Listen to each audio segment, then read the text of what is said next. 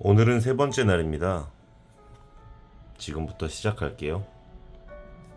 자신의 결핍은 자신이 채워야 한다.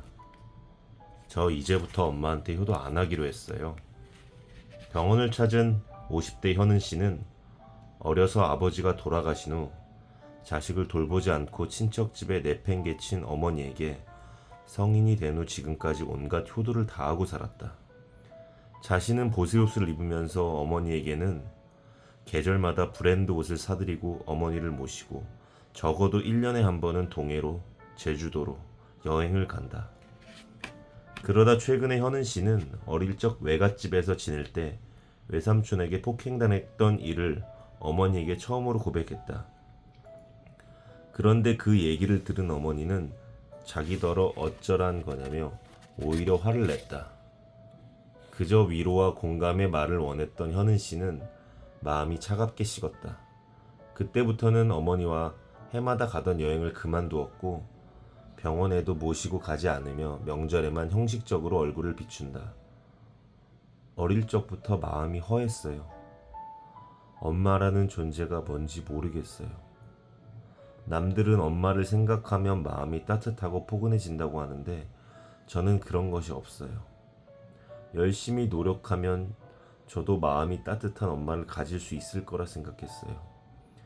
내가 원하는 엄마와 지금의 엄마가 다른 사람이라는 사실을 인정하기 힘들었어요. 현은 씨는 허무하다는 눈빛으로 말했다.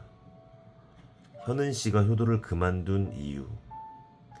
우리는 누군가를 바꿀 수 있다고 착각한다.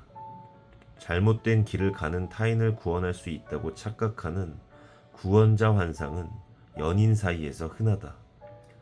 바람둥이로 소문난 남자친구지만 나와 하는 사랑은 특별하기 때문에 그가 나만 바라보는 순정남이 될 거라 생각한다.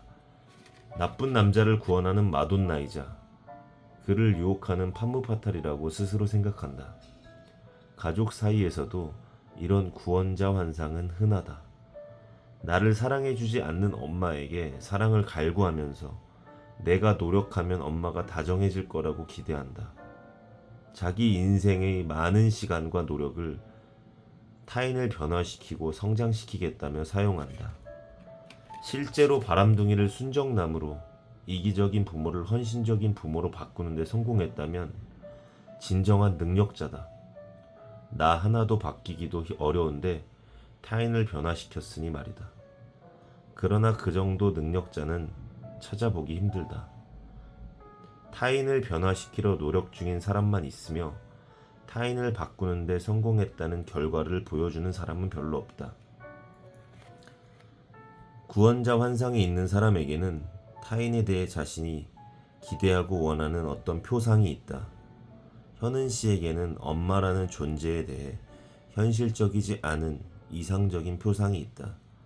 그리고 그 표상은 겪어보지 못했기에 구체적이지 않고 막연하다. 평범한 사람들은 따로 배우지 않아도 엄마라는 존재가 나의 근원이 되는 뿌리이자 우주라는 것을 저절로 안다. 엄마 또한 가끔 실수도 하는 부족한 사람이고 단점이 있어서 때로는 나와 갈등도 빚는 현실적인 인간이라는 것도 안다. 현은 씨는 지금의 엄마를 생각하면 호적상 엄마일 뿐이고 나를 사랑해줄 진정한 엄마는 여기가 아닌 어딘가에 있는 것이 아닐까 하는 생각이 든다고 한다. 가져보지 못했기에 유니콘 같은 환상 속의 표상을 꿈꾼다. 노력하면 가질 수 있다고 안간 힘을 쓰면서 현은 씨는 마치 자신을 버린 부모를 살리기 위해 저승에 간 바리대기 공주 같다. 바리대기 공주가 치른 대가는 가혹했다. 삼신산에서 무장생을 만나 노동을 다 해냈으며 무장생의 아들 7명을 낳아준 후에야 약초를 받아 부모의 숨을 되돌렸다. 희생과 구원으로 포장된 대단한 효심이다. 현대판 바리대기 공주가 되기를 거부한 어떤 환자는 자신의 생모를 지칭하면서 언니, 엄마라고 말한다. 어릴 때 헤어져서 전혀 기억이 없으니 언니의 엄마일 뿐 내 엄마는 아니라고 하면서 말이다. 타인은 나의 결핍을 채워주지 못한다. 구원자 환상은 타인을 바꿀 능력이 있다는 일종의 삐뚤어진 자기애다. 건강한 자기애로 충만한 사람은 자신의 가치와 능력에 대한 의구심이 없기에 세상에 자신을 증명해 보이려고 애쓰지 않는다. 반대로 건강한 자기애가 부족한 사람은 자신의 가치와 능력을 세상에 증명해 보이려고 노력한다. 스스로의 능력으로 세상에 자신의 뜻을 펼치는 것에 실패했다면 타인을 바꾸려는 구원자 환상이 더욱 강렬해진다. 자신에게 건강한 자기애를 발휘하는 것에 실패했기에 타인을 통해 실현하고자 하는 것이다. 그래서 자신을 지나치게 희생하면서 바람둥이에게 헌신하거나 이기적인 부모에게 희생당한다. 즉, 건강한 자기애의 충족이 어려우니 타인을 변화시킴으로써 달라진 타인과 스스로를 동일시하거나 혹은 타인을 구원할 능력이 있는 나라는 자기애를 충족시키고자 한다. 효도를 그만두기로 결심한 현은 씨는 이제야 자기 인생의 방향키를 자신이 잡은 것 같다고 말한다. 그런데 아직 어느 방향으로 가야 할지 모르겠다는 말도 덧붙인다. 그동안 엄마라는 등대를 향해 있던 방향을 수정해서 새로운 곳을 향해야 하는데 그 목적지가 어딘지 모르겠다며 인생이 공허하다고 말한다. 나의 방향키는 타인이 아닌 오로지 나를 향해 있어야 한다. 그래야 자기 삶의 주도권을 자기가 쥐고 살 수 있다. 구원자 환상이 있어서 타인에게 과한 오지랖을 부리는 사람이라면 자신에게 어떤 결핍이 있다는 것을 인식해야 한다. 인간에게 결핍은 그 구멍난 자리를 채우려는 욕망을 불러온다. 결핍이 나 하나로 채워지지 못한다고 생각되면 타인을 기웃거리게 된다. 나의 결핍은 나 혼자의 힘으로 채워나가야 한다. 타인은 절대 나의 결핍을 채워주지 못한다. 나는 누군가의 구원자도 아니며 타인 또한 나의 구원자가 아니다. 나의 구원자는 오직 나뿐이다. 상처를 곱씹어도 해결되는 것은 없다. 왜 우리 엄마는 나를 그렇게 미워했을까요? 일주일에 한 번씩 정신과를 방문하는 40대 수영 씨는 오늘도 30년 전 상처에 대해 내게 이야기한다. 어렸을 적 어머니가 자신에게는 허름한 옷만 입히고 남동생에게는 메이커 옷을 사줬다며 질투했고 고등학교 졸업 후 직업 전선에 뛰어들었던 자신과 달리 남동생은 부모의 지원으로 대학원까지 나왔다며 분노했다. 이러한 차별뿐만 아니고 수영씨의 어머니는 스트레스를 받을 때마다 장녀인 수영씨를 때리는 것으로 화풀이를 했다. 수영씨의 어머니는 매우 가부장적이었으며 이기적인 사람이었다. 아들과 딸을 차별해서 키우는 것이 마땅하다 여겼으며 그 사실에 일말의 의구심이나 죄책감이 없었다. 대체 어린 자신이 무엇을 잘못했다고 그런 대우를 받았던 건지 그 이유를 곱씹는 것이 수영씨의 변하지 않는 화두다. 왜 내 팔자는 결혼 전이나 후나 이 모양일까요? 아란씨는 수시로 바람을 피우고 언어폭력을 구사하는 남편과 갑질하는 시댁 때문에 정신과를 방문한다. 상담 초기에는 결혼을 하자마자 본색을 드러낸 남편이 얼마나 나쁜 남자인지 분노하며 이야기했고 시댁이 얼마나 무식하게 구는지 하소연했다. 시간이 좀 지나서는 남편의 질나쁜 행동들이 자신의 친정 아버지를 닮았으며 아버지도 주사를 일삼고 가족들에게 손찌검을 했었다고 털어놓았다. 아란 씨는 아버지처럼 무능력한 남자가 싫어 현대의 남편을 골랐다. 그러나 경제적 능력 빼고는 남편이나 아버지나 똑같이 미성숙한 인격의 소유자였다. 자신의 인생이 힘들어진 이유를 과거에서 찾아내려 하는 것이 아란 씨의 변하지 않는 화두다. 내 안에 상처받은 어린아이는 존재하지 않는다. 수영 씨와 아란 씨 모두 어린 시절의 마음에 상처를 받은 것은 사실이다. 하지만 둘 다 트라우마의 유령에 사로잡혀 어린 시절의 굴레에서 빠져나오지 못하고 과거에 살고 있는 것도 사실이다. 트라우마의 중요성을 강조한 사람은 프로이트다. 프로이트는 무의식을 통해 알 수 있는 것이 많으며 인간의 말과 행동에는 과거의 흔적이 묻어 있다고 했다. 무의식을 파헤치기 위해서라면 정신 분석가에게 자신이 꾼 꿈을 설명해야 하고 소파에 누워 가물가물해진 과거까지 기억해야 한다. 과거에서 원인을 찾으면 현재의 고통이 해결될 거라는 마술적인 주문을 걸면서 말이다.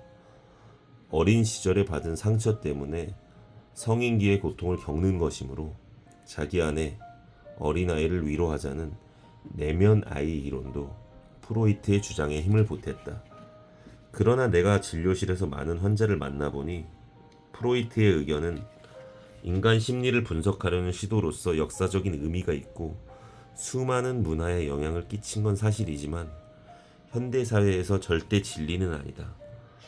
일단 프로이트의 정신분석은 시간이 많이 들고 들인 시간과 노력에 비해 효과가 적으며 호소하는 임상 증상을 목적으로 하는 치료가 아니기 때문이다. 또한 무의식에서 원인을 찾았다 한들 문제를 해결하기는 쉽지 않다. 인간은 과거의 원인으로 현재의 결과가 나오는 단순한 유기물이 아니고 그보다 훨씬 복잡 다단한 존재다. 그래서 현대사회의 심리치료는 무의식 분석보다는 문제 파악, 현실 직시, 문제 해결에 초점을 맞추는 것에 좀 더 무게중심을 두고 있다. 그래서 나에게는 프로이트는 위대한 학자이자 정신과 의사일 뿐 신은 아니다. 프로이트에 따르면 우리는 자신에게 문제가 있다고 전제를 하고 과거를 뒤져서 잘못을 찾아내야 한다. 타임머신을 타고 나의 가장 힘든 시절로 되돌아가는 꼴이다. 이렇게 과거를 곱씹으면 과거의 한 행동을 후회하기 마련이다. 심리학 용어로는 사후 과정 사고라고 한다. 이렇게 부정적인 과거에 몰두하면 일상생활에 써야 하는 에너지까지 머리를 복잡하게 하는데 가져다 쓴다. 그러나 사실 환자들은 본인의 마음이 힘든 이유를 스스로 잘 알고 있다. 정서적으로 학대한 부모, 왕따를 당한 학창시절, 경제적 어려움이 심해 마음고생을 했던 일 등을 내게 가감없이 털어놓는다. 현재 하는 행동과 원인은 타인과의 갈등의 이유를 무의식까지 갈 것도 없이 의식 수준에서 대부분 스스로 파악하고 있다. 그렇다면 프로이트는 왜 무의식을 파고들어야 한다고 주장했을까? 프로이트가 이런 주장을 했던 이유는 그가 살았던 시대와 관련이 있다. 프로이트가 살던 시기는 2차 세계대전 전후이고 이런 시대적 배경이 프로이트의 사상에 영향을 미쳤다는 사실을 많은 사람들이 종종 잊어버린다. 당시 유럽은 공식적인 신분제는 없어졌으나 눈에 보이지 않는 계급제는 명확했던 본건과 근대가 뒤섞인 시대였다. 개인이 자신의 노력으로 인생을 바꾸는 것이 거의 불가능한 시절이었다. 자신의 현재 힘든 상황을 개선하기 위해 할 수 있는 노력이 없었기에 그 원인을 과거에서 찾아 과거 탓을 해야 했다. 자신의 노력에 따라 얼마든지 인생을 바꿀 수 있는 지금과는 다르다. 또한 그 시대에는 감정에 대한 억압이 상당했다. 아동기나 청소년기의 감정과 욕구들은 전부 무시되거나 억압받았다. 인간으로서의 존엄성은 배려받지 못했고 자연스럽게 느끼는 감정 또한 존중받지 못했던 시대였다. 그래서 환자들은 정신과를 찾아가서 감정을 털어놓는 것만으로도 신체 증상에 호전을 보였다. 그러나 지금은 과거와 다르다. 심리적 억압이 심하지 않고 개인의 감정을 자유롭게 표현할 수 있으며 인간의 기본적인 존엄성은 지킬 수 있다. 우리가 지금 살고 있는 세상은 프로이트가 살았던 세상과는 전혀 다른 세상이다. 하나 더, 프로이트가 살던 때는 현대의학이 태동하던 시기로 정신과 약물을 쓸 수 없었다. 그때 프로이트를 찾았던 환자들, 우울증 또는 공황장애로 진단해 현재의 정신과 약을 처방했다면 깨끗이 나았을 가능성도 높다. 그러나 약이 없던 시기에 의학적 기술은 한계에 부딪힐 수밖에 없었다. 정신과 의사로서 뭐라도 해야 했던 프로이트는 환자의 내면을 파헤칠 수밖에 없었을 것이다. 냉정히 말하면 트라우마는 해결하지 못한다. 긍정 심리학으로 널리 알려진 마틴 셀리그먼은 어린 시절의 사건들이 훗날의 성격 형성에 결정적인 영향을 미친다는 주장을 뒷받칠 만한 설득력 있는 근거는 전혀 없다고 말했다. 많은 학자가 지난 50년간 부모의 사망이나 이혼, 질병, 체벌, 무시, 성적 학대와 같은 어린 시절의 나쁜 경험이 성인기에 큰 영향을 미칠 것으로 기대하고 연구했으나 결과는 기대에 미치지 않았다. 성인기에 나타난 우울, 불안, 약물 중독, 자녀 학대, 알코올 중독 등의 문제와 어린 시절의 불행 사이에는 상관관계는 없었다. 11살이 되기 전에 어머니가 사망할 경우 성인이 되어 우울증을 보일 확률이 일부의 사람에게서 조금 높게 나타났을 뿐이다. 그렇다면 왜 우리는 계속해서 과거의 상처를 불러오는 걸까? 바로 트라우마가 주는 서사성 때문이다. 트라우마의 불행한 서사는 나로 하여금 정당한 자기 연민에 빠지게끔 도와준다. 나의 과거를 반복적으로 떠올리면서 고통스러운 지금 삶의 책임을 외부로 돌리는 것이다. 자기 연민 서사를 만드는 일이 아예 습관이 되어버린 사람이 의외로 많다. 자기 연민 서사에 익숙한 사람들의 더 큰 문제는 과거가 아닌 현재에서 벌어지는 일에 대해서도 습관적으로 자기 연민을 한다는 것이다. 나는 피해자고 세상과 타인은 가해자라고 착각하면서 말이다. 덧붙여 내가 인생에서 주도적으로 할 수 있는 없다고 믿기에 뭔가를 해보려는 노력을 하지 않는다. 수영 씨의 어머니가 눈물로 절절히 호소하며 잘못을 빌고 지금이라도 딸을 살뜰하게 챙긴다면 수영 씨의 상처가 사라질까? 아란 씨의 아버지도 개과천선해서 지금이라도 잘못을 빈다면 아란 씨의 아버지를 용서하고 화해할 수 있을까? 아쉽게도 이 질문에 대한 답은 노다. 수영 씨의 어머니와 아란 씨의 아버지가 진심 어린 사과를 하더라도 여전히 수영 씨와 아란 씨는 도돌이표 상처를 곱씹으며 또 하나의 레퍼토리를 추가할 것이다. 이제와 용서를 비는 것이 무슨 소용이냐고. 내 삶은 이미 뒤틀어졌고 나는 여전히 과거의 희생자라고. 과거의 상처를 계속 곱씹는 이들은 마치 과거라는 적과 싸우면서 의미 없는 섀도우 복싱을 하는 것 같다. 자기 비하와 자기 혐오, 때로는 자기 연민을 곁들여 한편의 비극 서사까지 만들어낸다. 관점을 한번 바꾸어 보자. 상처를 곱씹는다고 해서 내 인생의 문제가 해결되지는 않는다. 타임머신을 타고 과거로 돌아가지 않는 한 말이다. 과거의 섀도우 복싱이 아닌 현재와 실제로 맞붙어 싸우는 복싱을 하자. 내 인생을 앞으로 책임질 주체는 과거도 타인도 아닌 현재의 나임을 잊지 마라.